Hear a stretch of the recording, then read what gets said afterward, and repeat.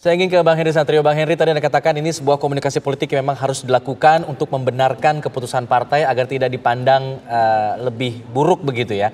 Nah, ini secara kepartaian, pertanggungjawaban seorang ketua umum jika kemudian suara pileknya turun ini seperti apa kalau dilihat secara politik gitu di internal partai? Ya, itu kan pembelaannya tadi sudah jelas. Mas Ahaye mengatakan bahwa kalau kita tidak pindah, ini kita akan lebih hancur lebur, gitu. Jadi artinya dia ingin memastikan bahwa seluruh kadernya tuh mengerti bahwa kondisi saat ini tuh kita harus bersyukur. Walaupun kemudian suara turun, tapi kita berhasil lagi masuk ke pemerintahan sebelum pemilunya usai. Nah ini kan canggih tuh. Ini kan kondisinya kalau dilihat di Partai Demokrat ini kayak ibu-ibu sen kiri belok kanan, Alfat. Semuanya sudah bersiap untuk belok kiri. Iya betul. Tiba-tiba karena sennya belok kiri kan, perubahan nih. Semuanya tuh udah siap. Seluruh calegnya perubahan. Seluruh calegnya Anies Baswedan. Tiba-tiba September 2023 belok kanan semua. Ini kan nggak gampang gitu. Sebuah perahu atau kapal sebesar Demokrat tiba-tiba belok kanan, padahal sennya sudah ke kiri, itu nggak mudah. Maka wajar kalau kemudian di lapangan itu banyak juga yang gagap. Lah harus gimana nih kita komunikasinya? Dan salah satu strategi yang dilakukan oleh Demokrat adalah hanya memasang foto Prabowo, tidak fotonya Mas Gibran kan? Ini untuk apa? Untuk memudahkan dia belok. Untuk mengikuti keinginan Koalisi Indonesia Maju. Walaupun akhirnya beberapa kali kita lihat Mas Ahaye nampak kompak dengan Mas Gibran. Nah hasilnya seperti ini, penurunan kursi itu sebetulnya kalau kita terjemahkan dalam bahasa layman's ya, bahasa sehari-hari, bro sorry banget ya gara-gara gue belok dadakan, kita kurang kursi nih. Tapi kita mesti bersyukur lah, minimal kita masih dapat kursi, tidak berada di peringkat paling bawah, beberapa anggota DPRD bisa menembus perwakilan di daerah, dan kita dapat menteri. Jadi harusnya kita bersyukur lah.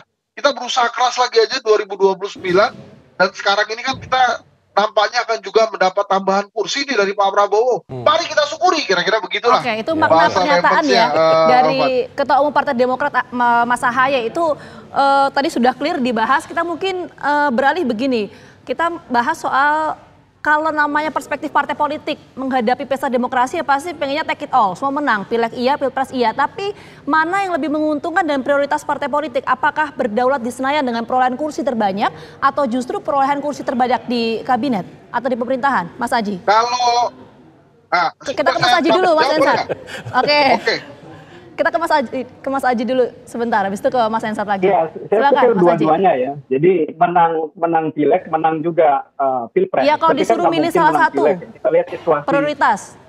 Kita lihat situasi kemarin kan sulit bagi Demokrat untuk menang pileg, tapi kan minimal kursinya kan naik ya. Itu kan target dasarnya atau target umumnya ya partai ya. Ketika pemilu berikutnya itu ada kenaikan kursi. Tapi saya pikir ada sisi positifnya ya dari apa manuver yang tadi dilakukan oleh Demokrat. Tadi kan sempat kita bahas bahwa manuver biasa diukur di ujungnya, dan saya pikir ada beberapa keberhasilan yang bisa diklaim oleh Pak Ahaye. Yang pertama ya tadi menang pilpres, dan yang kedua adalah kursi kabinet ya. Tadi sempat disinggung oleh Mas Henry ya, minimal mungkin ada tambahan kursi yang diberikan oleh Pak Prabowo, sehingga itu kemudian menguatkan image maupun langkah Partai Demokrat menuju Pileg dan Pilpres 2029 ya, karena kita tahu ya portofolio Pak Ahaye ya sekali lagi bahwa di 2029 pastinya ya Partai Demokrat akan tetap kokoh teguh untuk mendorong beliau sebagai capres dan cawapres,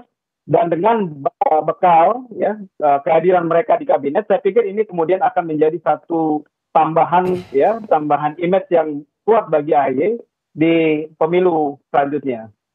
Oke, Bang Henry ada pandangan lain?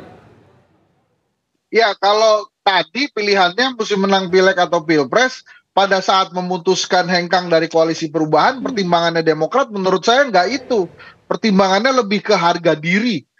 Wah, ini Demokrat dianggap remeh, maka kita harus keluar dari koalisi perubahan. Dan keputusan itu harus dianggap sebagai sebuah keputusan keputusan yang benar saat ini. Dan itu benar menurut saya. Karena apa? Yang pertama tadi itu penting loh, Demokrat bisa masuk ke pemerintahan sebelum pemilu usai. Yang kedua, regenerasi dari Partai Demokrat ini berjalan. Karena AHY-nya sudah masuk ke pemerintahan. Artinya sebagai ketua umum, bahkan kemarin itu di Koalisi Indonesia Maju yang masuk ke DPR ya, satu-satunya ketua umum yang tidak mendapatkan jabatan menteri kan cuma dia tuh kemarin. Nah sekarang dia sudah masuk. Artinya apa? Regenerasi di Partai Demokrat ini bisa berjalan. SBY bisa tenang saat ini. Karena anaknya sebagai ketua umum sudah punya jabatan.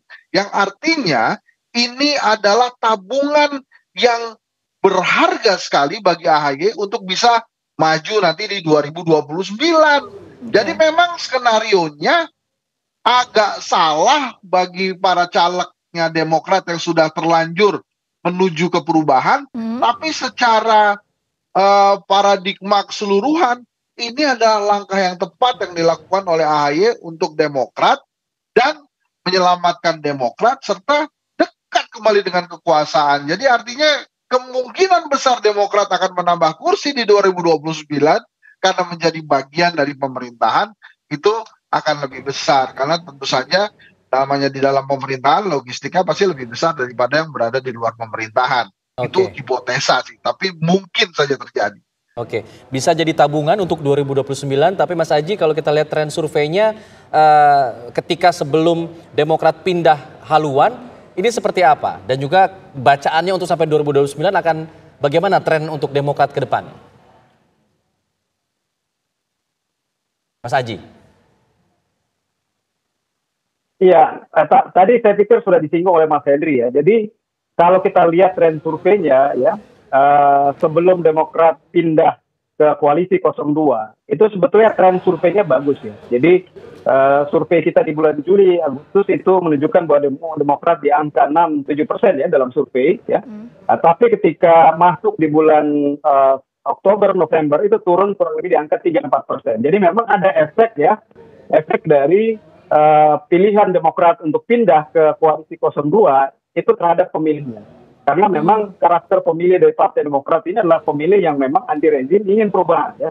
Dan kalau kita lihat hasil pileg itu terlihat ya, ada dampak dari pilihan Demokrat ke koalisi 02 terhadap basis-basis dapilnya. Ya, misalnya kita lihat di Jawa Barat ya, Jawa Barat 3 itu Bogor, Cianjur itu basis, salah satu basis pemilihnya pasangan Anies Caimin. Di situ Demokrat kehilangan kursi ya, padahal ada tokoh kaliber Pak Sarif Hasan di situ ya. Kemudian di Dapil 2 ada di Dapil 2 DKI juga ada kehilangan kursi Partai Demokrat. Jadi di basis-basis pemilih Anies Caimin memang Demokrat mengalami kehilangan kursi ya. Dan kalau kita total ada sekitar 10 kursi yang hilang dibanding 5 tahun yang lalu. Dan yang kedua adalah ini juga akan menjadi gambling juga bagi Partai Demokrat di tahun 2029 ya.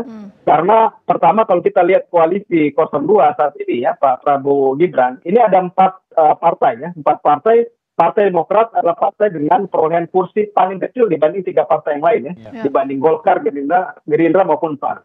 Kalau kemudian ya pilihan Pak Prabowo mengambil lagi ya partai di luar koalisi misalnya Nasdem ataupun PKB ya, ini 2 partai ini secara kursi pun masih lebih tinggi dibanding Partai Demokrat ya. Jadi ini akan menjadi dilema bagi Partai Demokrat ketika di 2029 positioning mereka seperti apa. Apakah kemudian mereka memposisikan diri partai mereka sebagai partai dari bagian dari pemerintahan ya, sementara partai dalam koalisi pemerintahan juga cukup banyak dan kursinya juga cukup signifikan. Atau yang kedua adalah memposisikan diri sebagai oposisi. Tapi itu pun sulit karena pertama mereka menjadi bagian dari pemerintahan. Yang kedua posisi oposisi pun sudah mungkin diklaim oleh PDIP dan PKS. Sehingga ya ini juga posisi yang gambling bagi Demokrat di pemilu tahun 2029 nanti. Oke, baik. Terima kasih banyak sebelumnya Mas Aji dan juga Mas Hensat atas waktunya sudah bergabung sama kami di Korpetan. Sehat selalu.